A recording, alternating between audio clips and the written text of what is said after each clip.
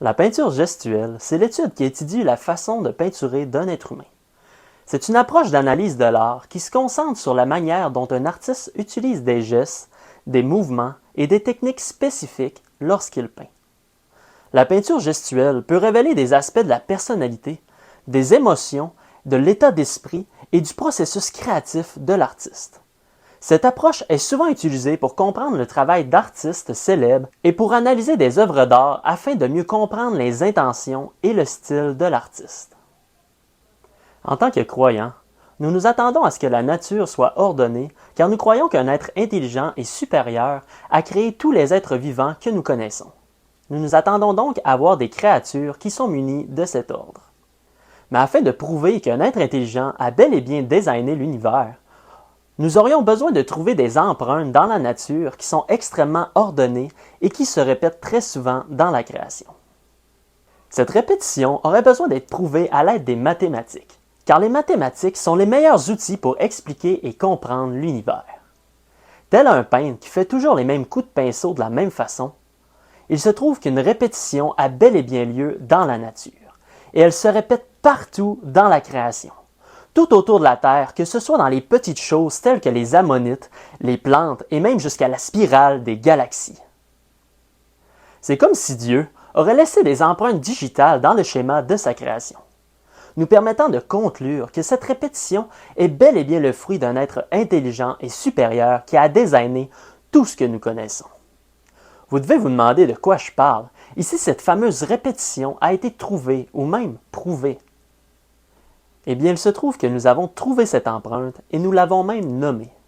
Elle se nomme le nombre d'or, ou encore la suite de Fibonacci, qui pour définition est le plan que Dieu a utilisé pour créer l'univers.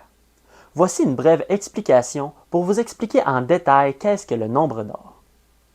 La suite de Fibonacci est une suite de nombres. Chaque nombre de cette séquence est la somme des deux précédents. 0, 1, 1, 2, 3, 5, 8, 13, 21 et ainsi de suite. Mais ce n'est pas tout. Si vous prenez n'importe quel nombre de la suite de Fibonacci et que vous le divisez par le nombre précédent, vous obtiendrez un résultat proche de 1.618, une valeur que l'on appelle le nombre d'or. Comme le disait Galilée, le livre de la nature est écrit en langage mathématique.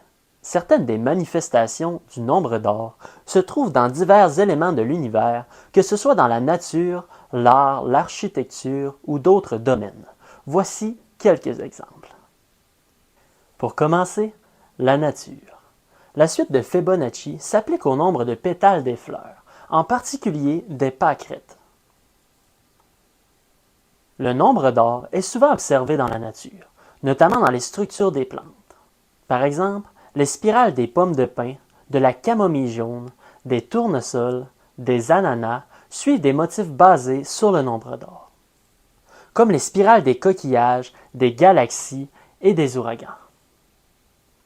Les coquilles de certains mollusques marins, comme les nautiles, peuvent également exhiber des proportions basées sur le nombre d'or. C'est impressionnant de voir que ce nombre est vu aussi bien dans les petits mollusques que dans les spirales des énormes galaxies. L'anatomie humaine. Prenez une image au rayon X d'un bras humain. Elle met en avant une suite arithmétique que l'on retrouve partout dans la nature. Un os du haut du bras est relié à 2 os de l'avant-bras, eux-mêmes reliés à 8 autres os du poignet, qui à leur tour sont prolongés par 5 os de la main et 3 os dans chacun des doigts. Vous pouvez reconnaître la suite de Fibonacci. 1, 2, 3, 5 et 8. Mais ce n'est pas tout. Certaines parties du corps humain peuvent également présenter des proportions basées sur le nombre d'or. Par exemple, la relation entre la longueur de certains segments des doigts et des os. Ou encore la division du corps humain en sections, comme la hauteur totale par rapport à la distance entre le nombril et le sommet de la tête peut se rapprocher du nombre d'or. Numéro 3. L'art. Le nombre d'or a été utilisé dans de nombreuses œuvres d'art à travers l'histoire. Des œuvres d'art célèbres comme la Mona Lisa de Léonard de Vinci ou encore la scène de Léonard de Vinci ont été conçus en utilisant ces proportions. Salvador Dali a lui aussi incorporé des proportions basées sur le nombre d'or dans ses œuvres. Numéro 4. L'architecture. Les architectes ont souvent incorporé les proportions du nombre d'or dans la conception de bâtiments emblématiques, tels que la pyramide de Khéops en Égypte, le Panthéon à Rome, le Parthénon à Athènes ou la cathédrale Notre-Dame de Paris. Ces structures présentent des rapports basés sur le nombre d'or qui contribuent à leur esthétique et à leur équilibre visuel. Numéro 5. La musique. Certains compositeurs ont exploré les proportions du nombre d'or dans la structure de leur composition musicale, cherchant à créer une harmonie et un équilibre. Bien que cela puisse être subjectif, certains considèrent que ces proportions ajoutent une qualité esthétique à la musique. Numéro 6. Le design graphique. Le nombre d'or est également utilisé dans le domaine du design graphique pour créer des compositions équilibrées et attrayantes. Il est souvent utilisé pour placer des éléments clés sur une page, tels que des images, du texte et des espaces vides, afin de créer un agencement esthétiquement plaisant. Numéro 7. Les fractales.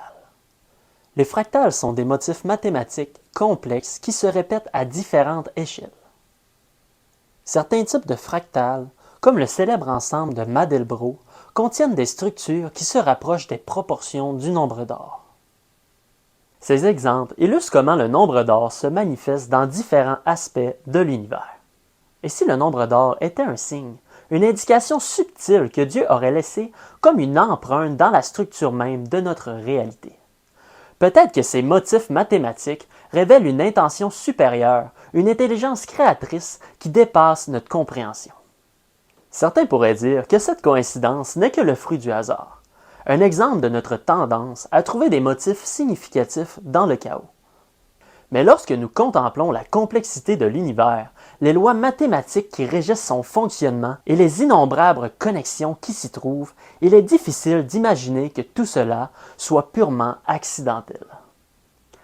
Effectivement, le nombre d'or peut être perçu comme un indice subtil d'une réalité plus profonde, une réalité qui transcende les limites de notre compréhension.